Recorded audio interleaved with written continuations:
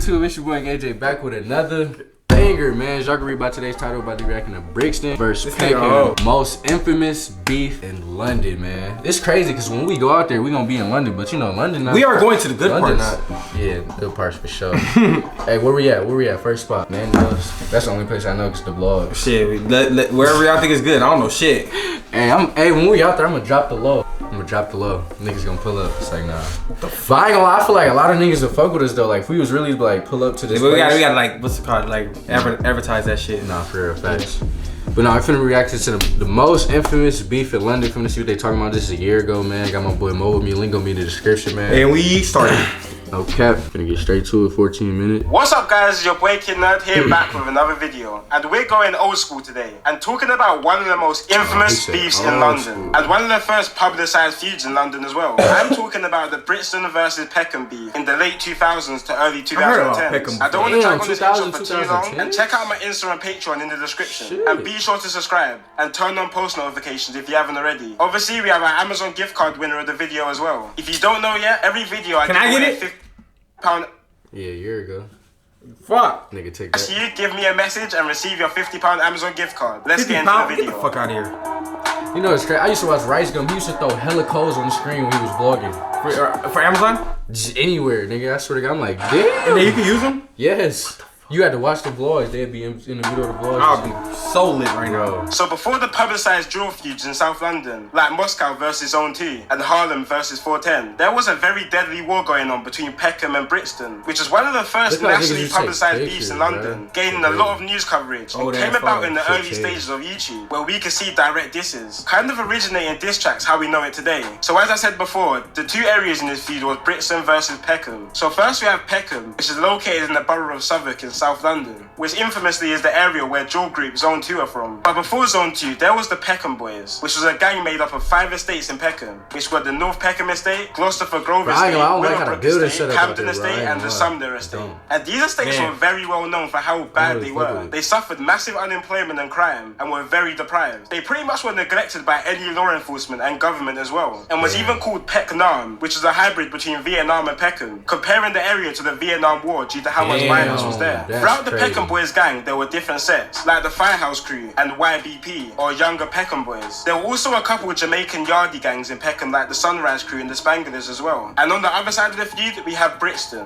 which is about an 11-minute ride from Peckham, and is located in the borough of Lambeth. Brixton's main gang in this feud was called the Gas Gang, who was a gang from the Angel Town Estate. And these guys were the most violent gang in the Brixton area, and were even responsible for 3/4 of violent incidents in Brixton in 2012. The Angel Town Estate, where Gas Gang is from, probably has the richest history of gangs in London, with many different generational gangs being bred from this estate, like the PDC gang in the 2000s who dominated the estate. Nowadays it's the Get Back gang or 150 who take on the estate. But let's take it back a minute to 2008, where Peckham, who I first mentioned, was deep in a decades long with a gang called the Ghetto Boys, who was a gang from Lewisham in South London, which was a crazy war in itself, and I'll definitely do a video of that in the future. But in 2008, after decades of back and forth between the Peckham and Lewisham gangs, the younger generations in both gangs agreed to an alliance, which was fully solidified during the Notting Hill Carnival in August 2008, when 180 members from both gangs organised a link-up at the carnival. The link-up was actually intercepted by police because the police thought the two gangs were linking up to fight each other. But as Peckham's relationship with Lewisham got better, their relationship with Brixton started to worsen. See, historically, Brixton and Peckham it's supposed to be abroad then probably. Because back then, that's how it used to be. Because I even like with firms and shit in the UK,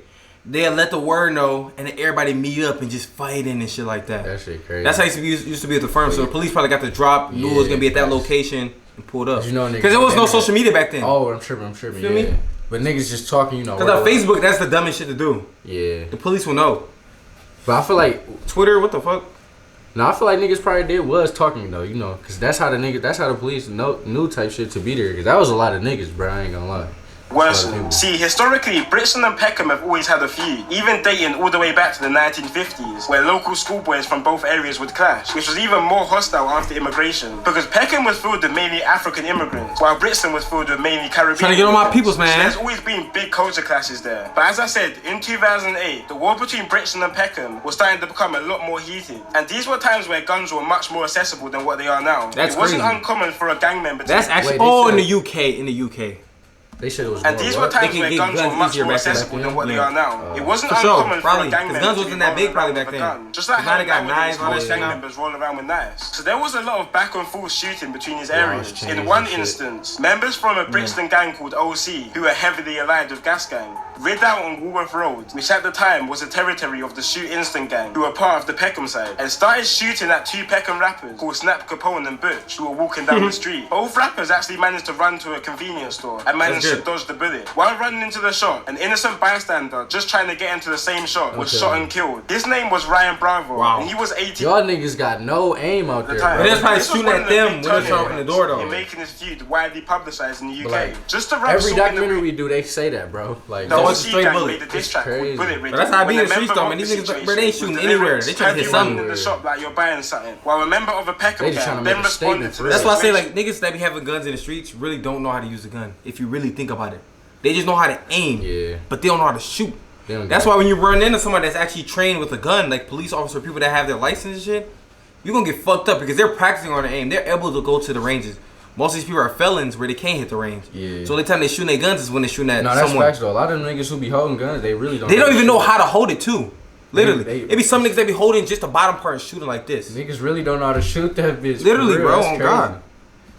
Had you running in the shop like you're buying something? While a member of a Peckham gang then responded to the situation in a song called Real Riders, saying, Try come Woolly Road and back it up, but when I come up on your block, little dickhead side, you know. obviously referencing when Brixton music members is shot up crazy, Woolwich Road, man. which What are some of the the fuck? early examples of UK diss songs dead. referencing real moments that have happened on the streets, bringing more publicity to the feud. And the people who are up to date with London's street situation at the moment will probably be quite confused, because Woolwich Road actually beats Peckham now, but that's a whole nother story to get into another time. So yeah, after this Woolwich Road shooting, many diss tracks were going back and forth between the gangs, as well as shots. In the same year of 2008 in October, Brixton older members got the drop on a Peckham member's house called Terms, and waited in the parked car outside his house. When Terms appeared outside his house, they shot him on his doorstep, leaving him to die. Terms was a member of the SN1 gang in Damn. Peckham, which stands for Spare I thought No they One. was gonna- And this is the same gang Well, let him walk out somewhere and stab this Nah, nigga. no mercy. Oh my god. that the It's the famous UK, rapper man. Giggs was part of. Shit. And Giggs pays respect to Terms sometimes in his songs. It didn't take more than a month for Peckham to respond to this though. In November, Peckham members got the drop that some members from the Brixton gang OC were clubbing at a nightclub called SE1 in Bermondsey, South London, and pulled up to the club, shooting Errol Davis close range in front of 2,500 clubbers, which is even crazier because the murderer was never caught, despite there being Damn. thousands of witnesses at the scene. But these times, stuff like this wasn't uncommon because there was low-level security and no cameras in some of the clubs in 2008, which is something you will that's never see in easy, clubs in bro. London nowadays. That's Quite crazy. recently, actually, That's in 2016, crazy, bro. the police found Niggas the was getting same away with hella handgun shit back which then. murdered Niggas Errol really not gonna see if it's all them people. You gonna hear that bitch. Nah, but, for real. Like, nigga, Davis at the oh my nightclub God. in the possession of a man called Andrew That nigga Chambers blow. who lived in Woolwich, which is quite sus. It was also later found out that the same weapon which was involved in Errol Davis's murder was also involved in 2 other attempted murders and 1 murder. But Andrew Chambers was never found guilty for the Damn. murders with little to no evidence apart from handling the weapon. But that's not enough to go down for a murder. While this direct war between Brixton and Peckham was occurring, there were also a lot of separate gangs and areas who joined alliances with both areas. This was basically turned into some World War III stuff, the South London version. One set based in Old Kent Road called OBY in South London were affiliated with Peckham, but a dispute between the members started a feud between OBY and Peckham, resulted in OBY members joining Brixton in the fight against Peckham, which was fully signified in the track between the two gangs called Brooklyn to Baghdad. But OBY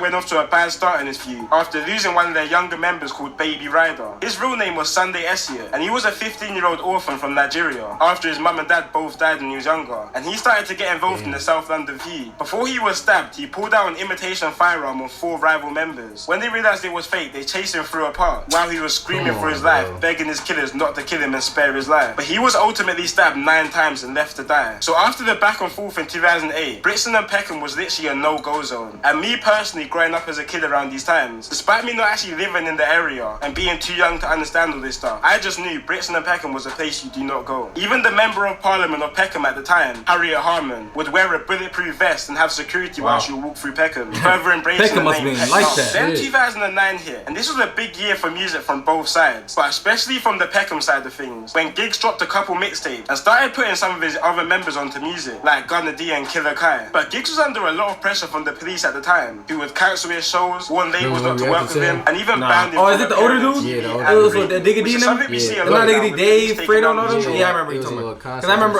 Greg was like, he a legend. Yeah, From he like 2017. I remember that. It was like a level, like everybody's watching him and shit, I remember.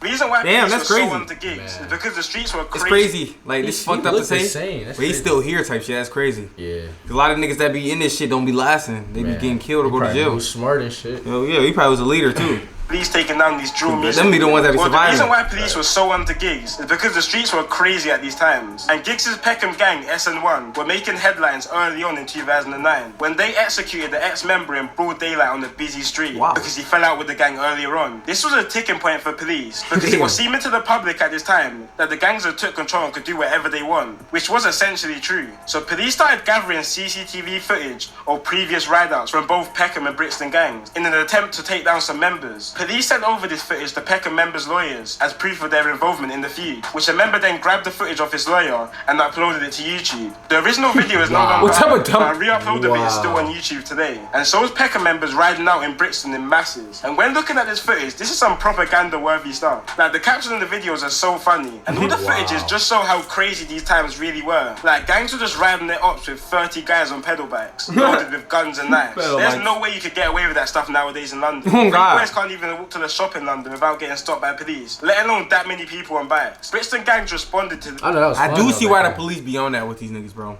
I do see Man, they really trying to stop that shit. Yeah, man, you gotta stop the violence. These niggas be tripping, bro.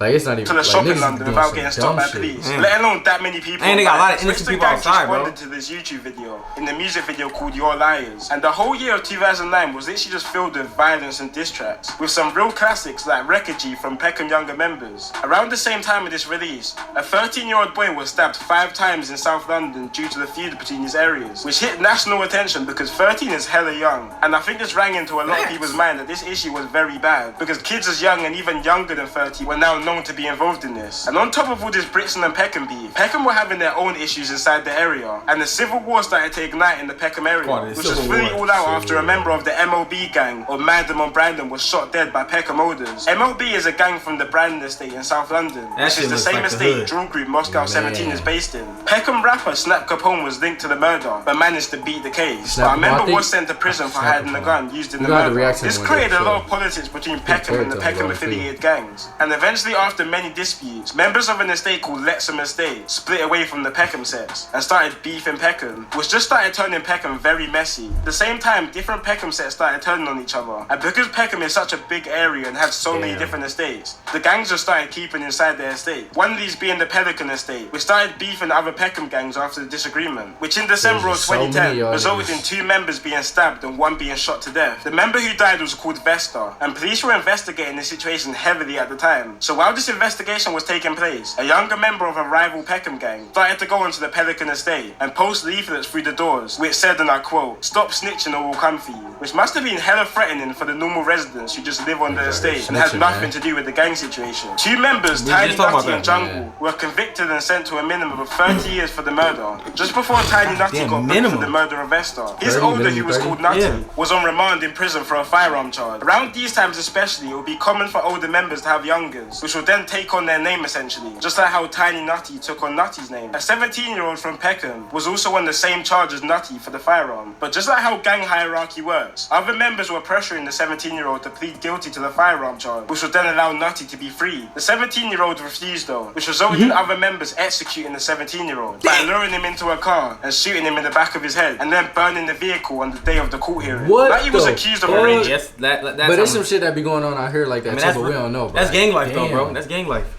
Murder because of the conflicting stories they both were telling in court. And he looked even more guilty after officers found the lyrics in his cell saying, "Kill your co-defendant if you're snitching in court." Like, I don't think you could get any more bait than writing those lyrics. It's not even like it's a catchy line or anything. I think he was just screaming, "Please lock me up." And that's exactly what they done after finding him guilty of the gun charges and arranging the murder, which he is now serving 32 years for. Also, the Peckham rapper, who is known by a street name CS, was actually caught and convicted for setting the car on fire after the 17-year-old was shot and killed, which he served 4 years for. So So as you could tell, Peckham was just a mad area at this time. The civil war they were having was probably more active than their beef with Brixton ever was. One death that really shocked the area was the death of a respected member called Taz. He died during a chase when he crashed his motorbike. Family members put up a shrine of Taz where the accident occurred, where the ops then camped outside the same day of his death. And when a member called Little Groove visited the shrine, they shot him dead the same day. So Peckham was literally a no-go zone at this point. Like literally everyone was just beefing each other. And while all this madness was happening in Peckham, Brixton were having their own separate issues over in their camp. Gas Gang was starting to get heavily involved in beefs with a lot of surrounding towns, like Brixton Hill and Toast Hill, which are blocks of the famous drill groups 6-7 and 8-6. One murder that really started changing the dynamic of this beef was the murder of Toast Hill member Little Zach. It was 2011 and 5 Gas Gang members rid out in a school located in Toast Hill, waiting for Little Zach to come home from school. The reason the members targeted Little Zach because he was involved in the stabbing of a Gas Gang member 2 weeks before this incident. When he came out of the school, the Gas Gang members chased Little Zach and stabbed him to death. He was only 15 at the time, and this resulted in a few separate gangs starting to turn on Gas Gang, like ABM, who was a gang located in Stockwell. At this point, literally everyone was beefing everyone. South London was just a very, very dangerous place, and when some murders would be committed, police couldn't even point it towards any specific gangs, just because it could have been so many different cliques. Like the murder of Azur Khan in 2011. He was attending the funeral of one of his Gas Gang friends when he was shot and killed at the burial, but no one has the faintest idea of who it could have been. It could have been one of the many gangs in Peckham, it could have been members from Toast Hill, Brixton Hill, ABM, or just anyone from the borough of Southwark. There's just too many possibilities. These murders amped up the fuse between gas gangs and other areas aside Peckham, and it was getting to the point where both Brixton and Peckham had more issues on their hands rather than each other. In 2012, 3 gas gang members rid out on Stockwell looking for members of a rival gang called ABM. When they found the op inside the shop, they let off fire inside the shop, which missed the rival, but ended up hitting a 5-year-old, which left her paralyzed. This hit nationwide news, and this was really the beginning of the end for Gas Gang, because they started getting more monitored than probably any other gang at the time, which 2 years later resulted in a massive raid taking down some of the key members of the gang. Nowadays, Peckham and Brixton gangs are actually linked up, with both of them having the same ops, but compared to how it was back in 2011 to 2012, both areas have calmed down a lot, with mass surveillance and of course gentrification. If you go to some of the old blocks of Peckham, where murders, robbings and shootings would be a daily occurrence, it's crazy how now them same blocks are filled with white hippies with rich parents. But to be honest, that's like most of London now. Anyway guys, that's it for today's video. I might do a part 2 on this because I know there's some things that I left out. But either way, it's been your boy Kid Nerd and peace out. My camera finna die and shit. Hey, more of the story, video, man. Guys, if you ain't gonna do the time, I don't do the crime, man. For real. No cap.